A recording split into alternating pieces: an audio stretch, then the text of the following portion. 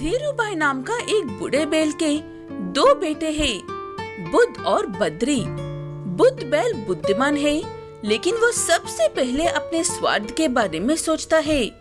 बद्री बैल का दिमाग थोड़ा कम चलता है, लेकिन वो दिल का बहुत ही अच्छा है। बच्चों, लगता है ये मेरी आखिरी दिन है, इसीलिए मैं जाने से पहले अपने जीवन काल में कमाई हुई थोड़ी सी संपत्ति तुम दोनों भाइयों के बीच समान हिस्सों में बांटना चाहता हूँ। वो बात सुनकर बद्री बैल हमेशा की तरह चुपचाप ही खड़ा रहता है, लेकिन बुद्ध बैल अपने चालाक दिमाग को चुप नहीं रख पाता है और ऐसे कहता है, आप ऐसे क्यों कह रहे हो पिताजी? ऐसे तो हम दोनों भाई अलग हो जाएंगे और ये मैं बिल्कुल भी नहीं चाहता हूँ। हम भाई साथ में ही अच्छे लगते हैं। भाई बिल्कुल सही कह रहा है पिताजी, शायद बंटवारा करना ठीक नहीं होगा। धीरू बैल अपने दोनों बेटों की बातें बहुत अच्छे से जानता है, इसलिए धीरू बैल अपने एक बेटे बद्री बैल को बाहर जाने को कहता है और दूसरे बेटे बुद्ध बैल से ऐसे कहता है, मैं तुम्हें अच्छे से जानता हूँ बुद्ध बेटा, बताओ तुम्हें क्या चाहिए? बद्री को परेशान या इस्तेमाल ना करने के लिए? वो बंजर जमीन छोड़कर मुझे सब कुछ चाहिए।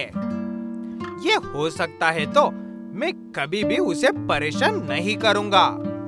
ठीक है कहकर धीरू बैल अपने दिल पर पत्थर रखकर एक बेटे को सब कुछ देता है और दूसरे को एक बंजर जमीन देता है। वो जमीन चाहे जैसे भी हो, उसे उसके पिता ने दिया है कहकर वहाँ पर मेहनत करता है बद्री बैल। उसे देखकर गांव के दूसरे लोग ऐसे कहते हैं,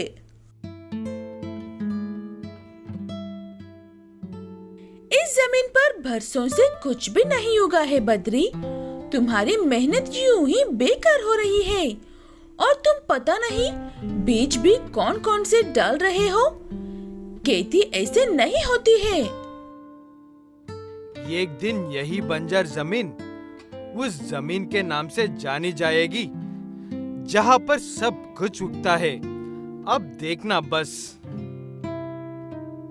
ऐसे कहते हुए बद्री बैल मेहनत करता है और बुद्ध बैल उसके पास सब कुछ होने की वजह से आराम करता है। 3 वक्त मजेदार खाना खाते हुए और अपने भाई के बारे में ऐसे सोच रहा था,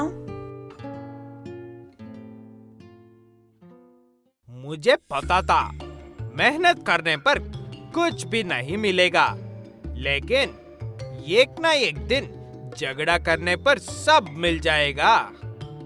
आपको सब कुछ तो मिल गया है, लेकिन एक दिन सब कुछ होने के बाद भी सुकून नहीं मिलेगा, देख लेना। मेरे लिए मेरा पैसा, मेरी संपत्ति है, सब कुछ मेरे लिए, वही मेरा सुकून है।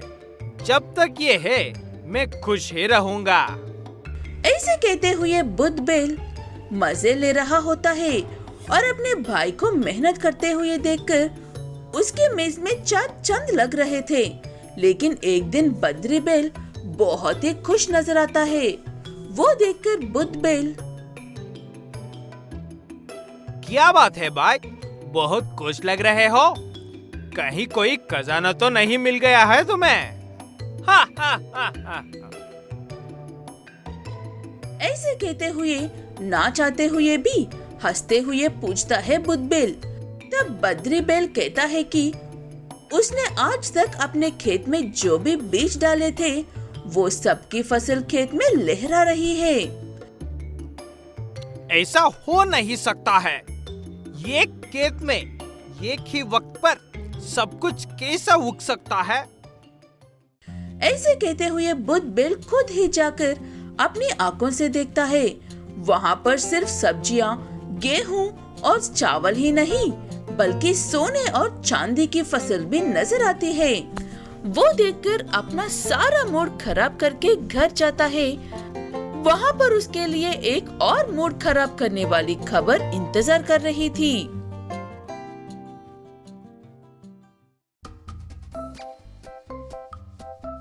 मैंने कहा था ना, एक दिन आपको आपके कर्मों का फल मिलेगा।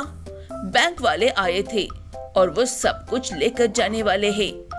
पिताजी ने आपको संपत्ति से अपना कर्जा भी दिया है।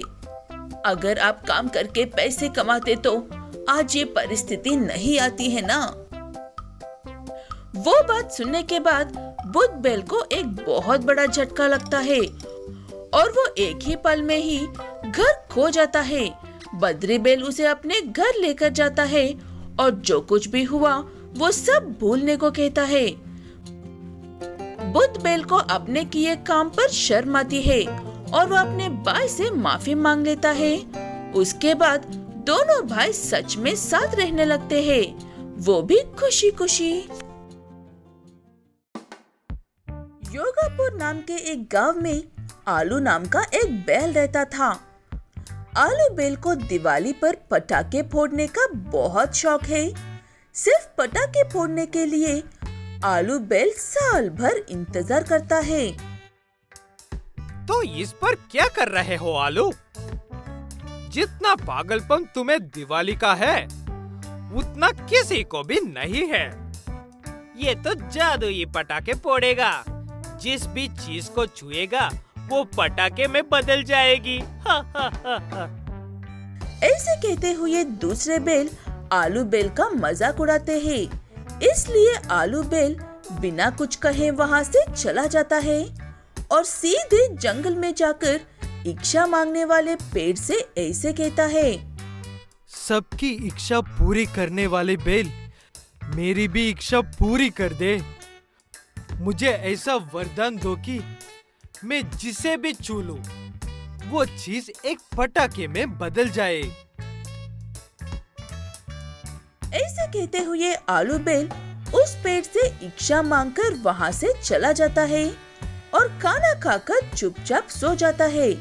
लेकिन शाम होते ही एक एक करके पटाखों की आवाज आने लगती है और वो आवाज सुनकर आलू बैल जाग जाता है।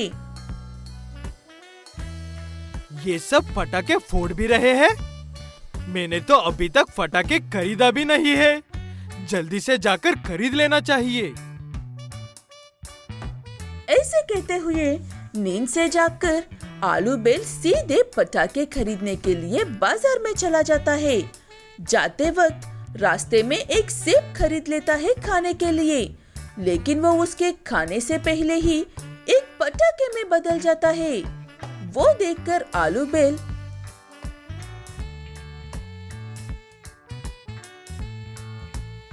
इच्छा पूरी करने वाले पेट, मेरी इच्छा पूरी कर ली है। ये चमत्कार सच में हो रहा है। याहू! ऐसे कहते हुए आलू बैल गांव भर में हर जगह पर और चीज को पकड़कर पटाखे फिरकर सबको अपना जादू दिखा रहा था। वो देखकर बच्चे और बड़े सभी लोग बहुत हैरान हो रहे थे।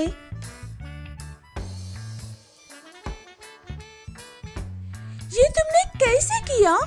तुम कुछ तो छुपा रहे हो, क्योंकि जादू जैसी कोई चीज नहीं होती है अब। हाँ, तुम कुछ तो छुपा रहे हो। सच बताओ, हम किसी को नहीं बताएंगे।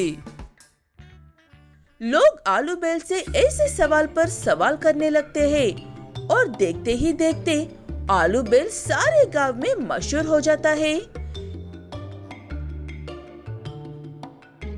ये बात उन दोनों बैलों से बिल्कुल भी हजम नहीं होती है, इसलिए वो आलू बैल से ऐसे कहते हैं, हमने इससे मजाक में कहा था कि ये जिस चीज को छूलेगा वही पटाखे बन जाएंगे। या तो ये हमें झूठा साबित करने के लिए ऐसे कर रहा है, और अगर ऐसा नहीं है तो ये शक्तियाँ उसे हमारी वजह से ही मिला है। ये बात उसे माननी होगी। जब वो ये बात नहीं मान लेता है तब उसे इन शक्तियों को इस्तेमाल करने की इज्जत नहीं है। ऐसे कहते हुए दोनों बैल वहाँ पर खड़े हो जाते हैं। आलू बैल भी किसी भी चीज को हाथ नहीं लगाता है, लेकिन कुछ देर बाद उसे भूख लगती है और खाने के लिए कुछ उठाते ही वो पटाखा बन जाता है। उसे फेंकते ही फट जाता है। तब आलू बैल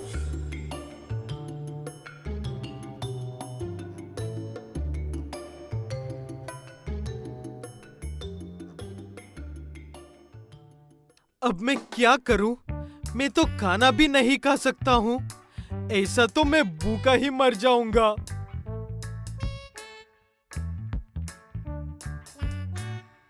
करना क्या है? अभी अभी तो इन दोनों ने कहा है इन शक्तियों की जिम्मेदार यही है। अब हर तरह से यही तुम्हारी मदद करेंगे। वो बात सुनकर दोनों बैलों के होश उड़ जाते हैं और एक दूसरे को पकड़कर डरने लगते हैं और डरते हुए ऐसे कहते हैं,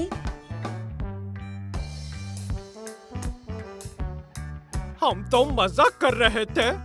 हमारा ऐसा कोई इरादा नहीं था। बिना वजह हमें इसमें मत खींचो। कहीं उसने गलती से कुछ पकड़कर हम पर फेंक दिया तो क्या होगा हमारा?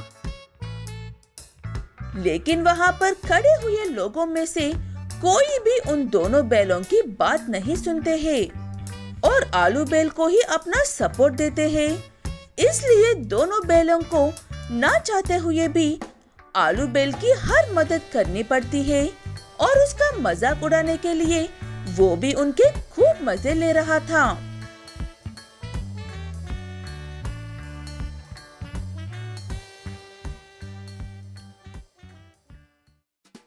जल्दी से खाना दो, वरना कोई बड़ी सी चीज उठाकर फेंक दूंगा तुम पर। हम थक गए हैं दोस्त। हमें इससे छुटकारा पाने का कोई उपाय बता दो दया करके। तब आलू बैल उन्हें इच्छा पेड़ के बारे में बताता है। वो बात सुनने के बाद दोनों बैल उस पेड़ से आलू बैल को फिर से पहले जैसे बनाने की इच्छा करते हैं। उनकी भी इच्छा पूरी हो जाती है और आलू बैल ठीक हो जाता है।